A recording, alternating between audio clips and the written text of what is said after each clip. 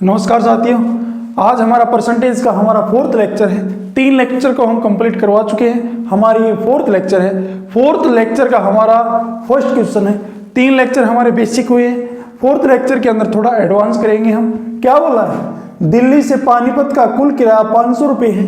किराए में 30% की वृद्धि हो गई है, तो अब कुल किराया कितना है? देखिए, इसने बोला क्या है, दिल्ली से जो पानीपत का कुल किराया है ना, वो 500 रुपये है। किराए में कितने प्रतिशत की वृद्धि हुई है? 30% की। तो अब कुल किराया कितना, देखिए कैसे निकालेंगे। दिल्ली से पानीपत का कुल किराया है 500 रुपये। किराए में 30% की वृद्धि होगी। 500 में 30% की, 500 का 30% निकाल लेंगे, बाई में 100। 500 का मतलब मल्टीप्लाई होती है, 500 का 30% निकालेंगे तो 2 जीरो से 2 जीरो कितना आएगा? 150। पहले किराया कितना था? 500। अब कितने की वृद्धि होगी? 150 की। तो ये बताना अब किराया कितना है। देखिए, पहले किराया कितना था? 500। कितने की वृद्धि होगी? 150 की। इसके अंदर ऐड कर देंगे, कितना आ जाएगा? 650। आप इसको ऐसे भी सोल्व कर सकते हैं, इसको आप सीधा भी सोल्व कर सकते हैं। कैसे? मान लीजिए कुल किराया कितना है? 500 रुपये। ये अपने आप में 100% है। कोई भी चीज अपने आप में 100% होती है। 30% की वृद्धि हुई है, तो 100 में 30 को क्या कर देंगे? Multiply 100 plus 30। 100 में 30 को ऐड कर देंगे और बाई में क्या कर देंगे? 100 कर देंगे। अब इसको सोल्व करेंगे। 500 मल्टीप्लाई 100 में 30 को ऐड किया तो कितना? 130/100, क्योंकि 30% का क्या हो रहा है? प्रॉफिट हो रहा है। तो 2 जीरो से 2 जीरो कैंसिल कर देंगे। अब इसकी सीधी मल्टीप्लाई कर देंगे। 13/5 से कितना होता है? 65, जो कि 650। आप एग्जाम के अंदर सीधा कर सकते हैं, क्योंकि कोई भी चीज जो वर्तमान में जो किराया चल रहा है, मान लीजिए अब पहले किराया कितना था? 500 रुपये। 30% की वृद्धि होगी। पहले जो किराया था वो अपने आप में 100% था। 30 की वृद्धि होगी तो कितना होगा? 130। 500 का 130% निकाल दें, कितना आएगा? 650, जो कि आपका ए ऑप्शन होगा, वो बिल्कुल ही राइट आंसर होगा। लास्ट टाइप का एक एग्जांपल और लेते हैं। क्या बोला है? दिल्ली से पानीपत का कुल किराया कितने रुपए है? 800 रुपये है। किराए में 40% की वृद्धि हो गई है, तो अब कुल किराया कितना है? देखिए, मैंने इससे पिछले क्वेश्चन में 2 मेथड बताए थे। अब की बार मैं इस क्वेश्चन के एक ही मेथड कराऊंगा। क्या बोला? दिल्ली से पानीपत का कुल किराया कितना है? 800 रुपये। क्या होता है? किराए में 40% की वृद्धि हुई। ये अपने आप में 100% है।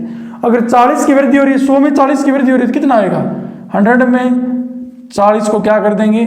ऐड कर देंगे और बाई में 100 कर देंगे। अब इसको सोल्व करेंगे। 800 मल्टीप्लाई 100 में 40 को ऐड करेंगे, कितना आएगा? 140, बाई में 100 काटेंगे, कितना आएगा? इसकी मल्टीप्लाई करेंगे, कितना आएगा? 14 8 कितना होता है? 112 और 0 कितना आएगा? तो दिल्ली से किराए में 40% की जो वृद्धि हुई है ना, वो अब किराया कितना हो गया? 1120 रुपये, जो कि बी ऑप्शन होगा, वो आपका बिल्कुल ही राइट आंसर होगा। लास्ट टाइप का एक एग्जांपल और लेते हैं। इसने अब की बार क्या बोला है? इससे पिछले क्वेश्चन में इसने बोला था कि किराए के अंदर क्या हो रही थी? वृद्धि हो रही थी, इंक्रीमेंट हो रहा था। बट अब की बार क्या बोला इसने? किराए के अंदर कमी हो रही है। देखिए, जयपुर से पानीपत का कुल किराया कितना है? 7000 रुपये है। किराए में 20% की कमी हो गई है। अब किराए के अंदर कमी हो गई है, तो अब कुल किराया कितना? देखिए, जयपुर से पानीपत का कुल किराया कितना है? 7000 रुपये। किराए में 20% की कमी होगी। 7000 का 20% निकाल लेंगे, कितना आएगा? 2 जीरो से हम 2 जीरो को कैंसिल करेंगे। अब इसकी मल्टीप्लाई करेंगे, कितना आएगा? 1400 रुपये। पहले किराया 7000 रुपये था। 20% की कमी हुई तो कितनी कमी होगी? रुपये में कितने की होगी? 1400 रुपये की। तो अब कुल किराया कितना होगा? 7000 में से 1400 को माइनस करता हूं, कितना आएगा? 5600। जो अब कुल किराया है ना, वो कितना है? 5600 रुपये। आप इसको ऐसे भी सोल्व कर सकते हैं। आप इसको अगर सीधा सोल्व करना चाहिए, अब कुल किराया कितना है? दिल्ली से जयपुर का कुल किराया कितना है? 7000 रुपये। किराए में 20%, ये चीज अपने आप में 100% है। अगर 20% की कमी हो रही है, 100 में 20% की कमी होगी, तो अब किराया कितना होगा? 100 में से 20 को माइनस कर देंगे और बाई में 100 कर देंगे। अब क्या होगा? सोल्व करेंगे इसको। 7000 मल्टीप्लाई 100 में से 20 को माइनस किया तो कितना है? 80/100। 2 जीरो से 2 जीरो। अब इसकी मल्टीप्लाई कर देंगे, कितना आएगा? 5600 रुपये। आप कौन से मेथड से कर सकते हैं? जो कि आपका सी ऑप्शन होगा, वो बिल्कुल ही राइट आंसर होगा। नेक्स्ट टाइप का फर्स्ट एग्जांपल लेते हैं। क्या बोला आपकी बात? एक व्यक्ति अपनी मासिक आय का 27% बचत करता है।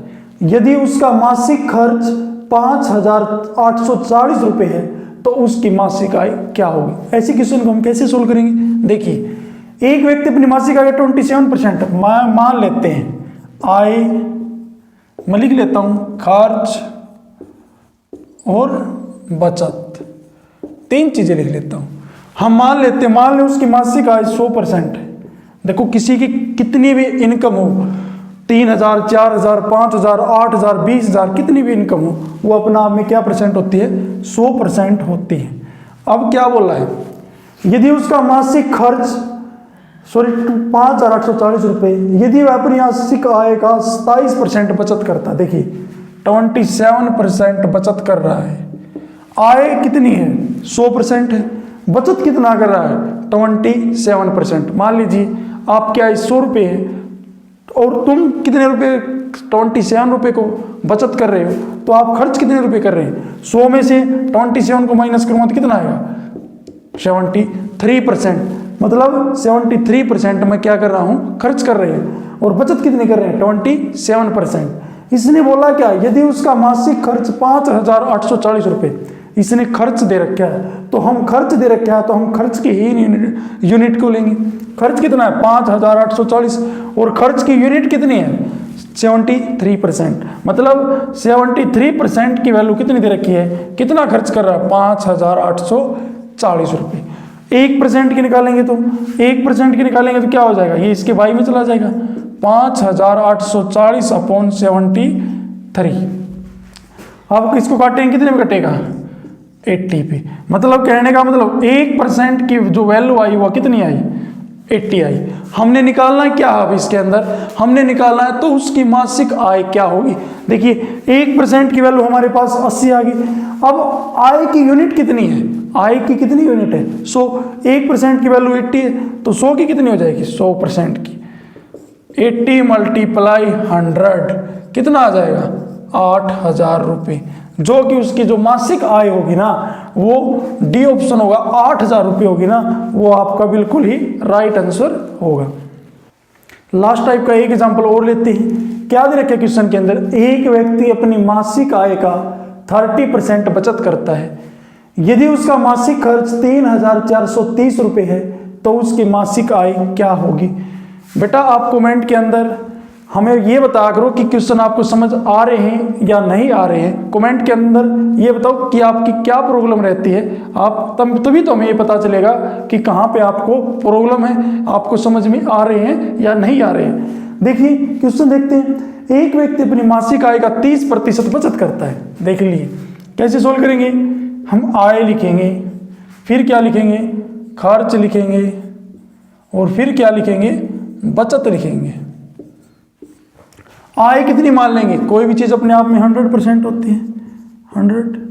अब उसने क्या बोला? एक व्यक्ति अपनी मासिक आय का 30% बचत करता है। 30% बचत करता है, 30% बचत कर दी। अब मान लीजिए आय 100 है, 30% की बचत की है, तो खर्च कितने कर रहा है? 100 में से 30 को माइनस कर दें तो कितना आएगा? 70% खर्च कर रहा है।